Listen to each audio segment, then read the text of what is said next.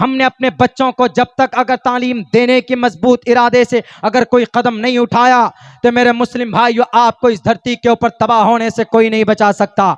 पूरी तैयारी की जा चुकी, पूरी प्लानिंग बनाई जा चुकी। सन 2024 में अगर ये लोग इख्तिदार में आए तो इस धरती के ऊपर वो तारीख दोहराई जाएगी जो तारीख बुखारा समरकंद के अंदर, म्यांमार के अंदर दोहराई गई। म्यांमार में कौन सी तारीख है? मुसलमान कम थे, नहीं बड़ी तादाद में मुसलमान हैं। रोहिंग्या एक जगह इलाके में बड़ी तादाद में है, लेकिन आंग सांग सूची जब गद्दी पर बैठी तो उन्होंने वहां के मुसलमानों को दूसरे दर्जे का शहरी बनाया और उनका वोट कार्ड से, वोटर लिस्ट से नाम को हटाया। जब वोटर लिस्ट से नाम हटे, रिफ्यूजी बन गए। जब रिफ्यूजी बन गए तो वोट डालने का अधिकार खत्म हुआ। वोट डालने का अधिकार खत्म हुआ तो आप कोर्ट जाइए, कचहरी जाइए, ब्लॉक जाइए, आप जब वहां के नागरिक नहीं होंगे तो कहीं पर आपकी सुनवाई नहीं होगी। ये तारीख दोहराने की कोशिश की जा रही और हम हाथ पे हाथ धरे हुए बैठे। हम लोग कभी मसलकी झगड़क में बने बैठे और कभी कभी हमारी ये तंजीमें आगे की प्लानिंग नहीं कर रही। 10,000 वर्कर हैं आरएसएस के, एक दिन में उनका पैसा जमा होता है 5 रुपए, एक दिन में हर मेंबर को देना होता। अब बताओ, बाबरी मस्जिद को तामीर की बात आई थी तो एक दिन के अंदर जनाब 11 अरब रुपए जमा किए गए थे।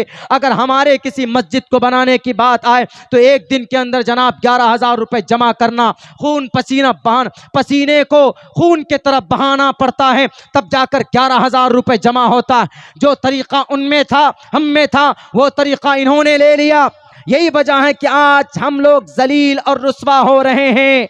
अलग अलग तरीके से इस्लाम को बदनाम किया जा रहा। हमारे पास मीडिया है, हमारे पास चैनल है, मीडिया चैनल रखना गुनाह नहीं है। अगर इस्लाम की शान के लिए हो, इस्लाम के पैगाम को सही रखने के लिए, सही लोगों तक पहुंचाने के लिए हो। उलमा किराम में 2 जमात में मानता हूं।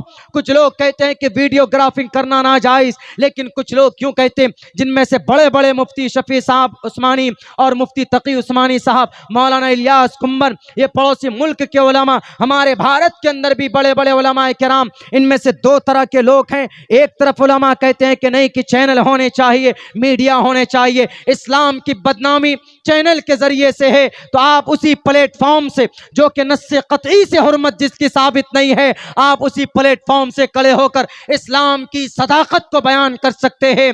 वो वीडियो के जरिए से इस्लाम की बुराई करता है तो आप वीडियो में मुहज़्ज़ब अंदाज में आकर आप इस्लाम की उस बुराई का दिफा कर सकते। अगर आप खामोश रहेंगे तो अल्लाह के नबी के जमाने में यह तरीका नहीं मिलता कि कुफ्फार बोलते थे तो नबी पाक खामोश रहते थे। आपने हस्सान बिन साबित को खड़ा किया था कि जवाब दो इन काफिरों का, इन मुशरिकों का जो इस्लाम को गालियां देते, जो मुसलमान को बदनाम करते।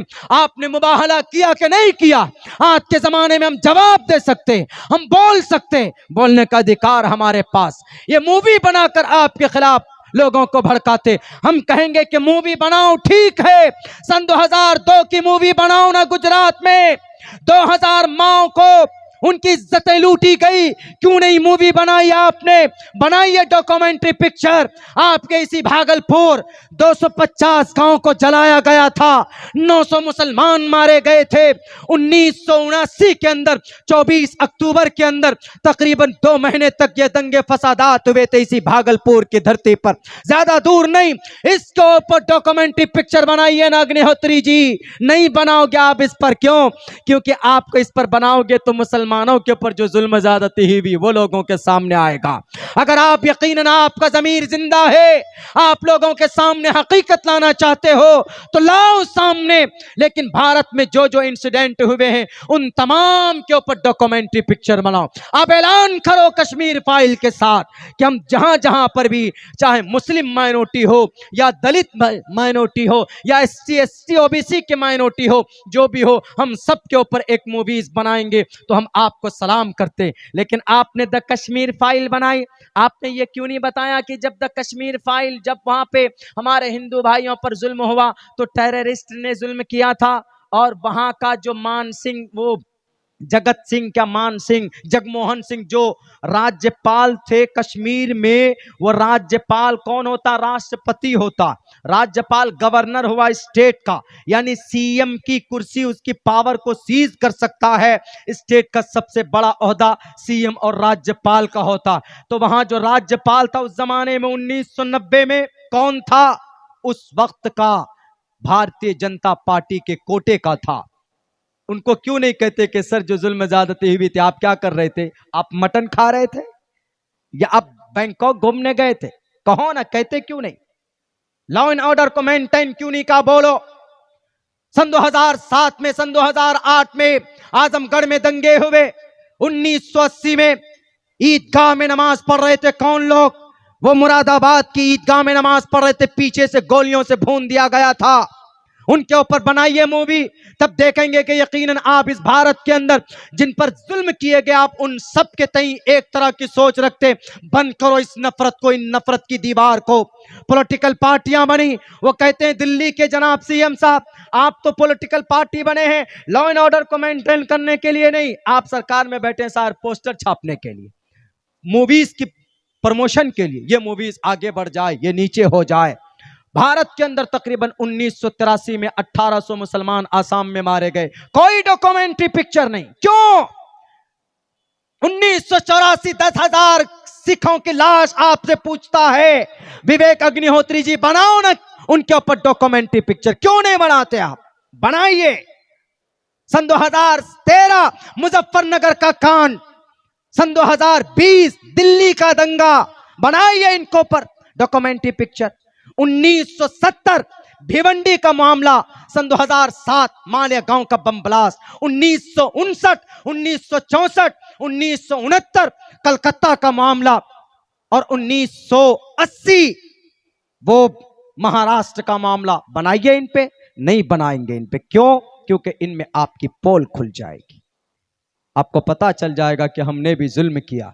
सिर्फ इस्लाम, हाँ कुछ गलतियां वहां पर हुई थी कश्मीर के अंदर, कुछ मस्जिदों के माइक से ऐलान किए गए थे, लेकिन वहां पर जो मिलिटेंट्स थे, जो टेररिस्ट था, उन्होंने बंदूक सर पर रखी थी इमाम साहब की, तब जाकर वहां उन्होंने ऐलान करवाया था कि आप ऐलान कीजिए नहीं तो आपको गोली मार देंगे।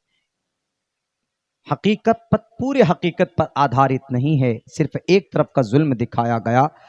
सच तो यह है कि दिल्ली के अंदर पिछले 8 साल से जो कश्मीरी माइग्रेंट टीचर हैं उनको मौजूदा सरकार ने अभी परमानेंट नहीं किया। पहले आप उनको परमानेंट करो। अगर आप मुतफक्किर हो इतने ही उनके तई, अगर आप हमदर्दी दिखाते हैं तो पहले उनको लीजिए।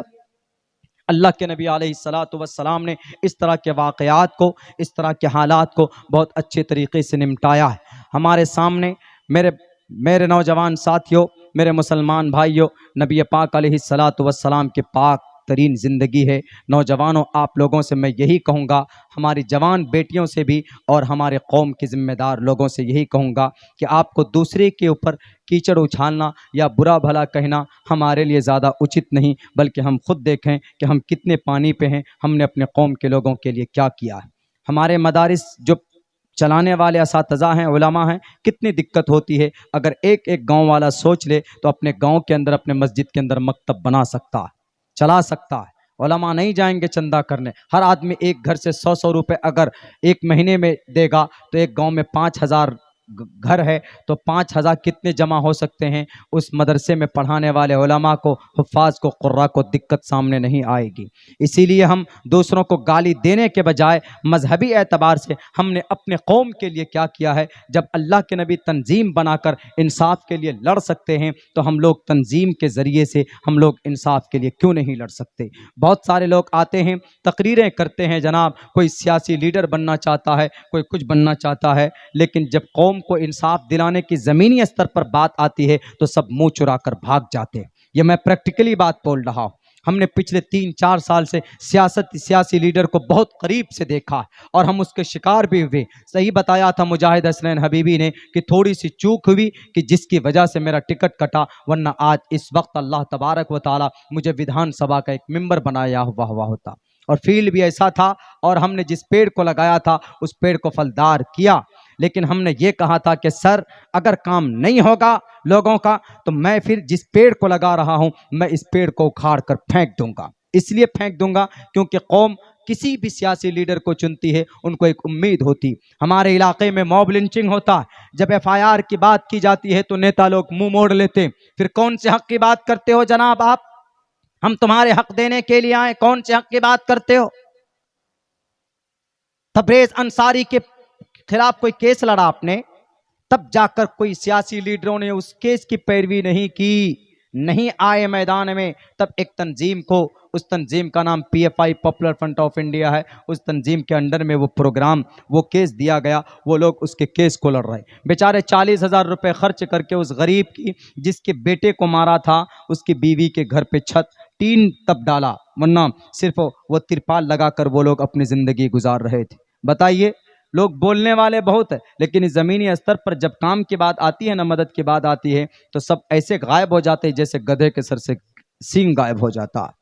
इसीलिए इस वक्त कौम के नौजवानों को सही दिशा दिखाने की हमारे पूर्वजों की ज़रूरत है, हमारे सरप्रस्त जिम्मेदार लोगों की ज़रूरत है कि अपने हर एक वालिदैन की जिम्मेदारी है कि वह अपने समाज के बच्चों को सीधे रास्ते पर लाने के लिए कुछ न कुछ मेहनत करे। अगर हमारी यूनिवर्सिटी होती कर्नाटका के अंदर, क्या यूनिवर्सिटी नहीं बना सकते? एक यूनिवर्सिटी बनाने में कितना पैसा खर्चा होगा? 5 करोड़ रुपए। जब हम एक दिन में 35 करोड़ रुपए जमा कर सकते हैं तो 5 करोड़ रुपए कौन से बड़ी बात? ज्यादा नहीं, सिर्फ 6 महीना 1-1 रुपए जमा करे भारत के मुसलमान। हमारी स्टेट लेवल पर जितनी भी तंजीमें हैं, फोन पे के जरिए 1 रुपए, ज्यादा नहीं 1 रुपए, ऐसा निजाम क्यों नहीं बना अभी तक? बनना चाहिए ना। सारे लोगों से कहूंगा मैं, सब आम हो, खास हो, दानिश्वर हो, उलमा हो, हुफ्फाज हो, कुर्रा हो, सदर हो, सेक्रेटरी हो, मेंबर हो, कोई भी हो, अखयार क्यों ताकतवर है? क्योंकि वो मेहनत करते। या हम मेहनत करते हैं, जो मेहनत करने वाले होते हैं उनको ऐसे धकेल दिया जाता है। बीजेपी क्यों मजबूत है? सियासी नाम नहीं लेना चाहिए, लेकिन मैं बोल रहा हूं समझाने के लिए, इबरत के लिए। ये आरएसएस क्यों मजबूत है? क्यों पता है? वो अपने वर्कर को सर आंखों पर रखता है। उनके वर्कर पर अगर अटैक हो तो राष्ट्र का अध्यक्ष उनके घर पर पहुंचता तीमारदारी के लिए।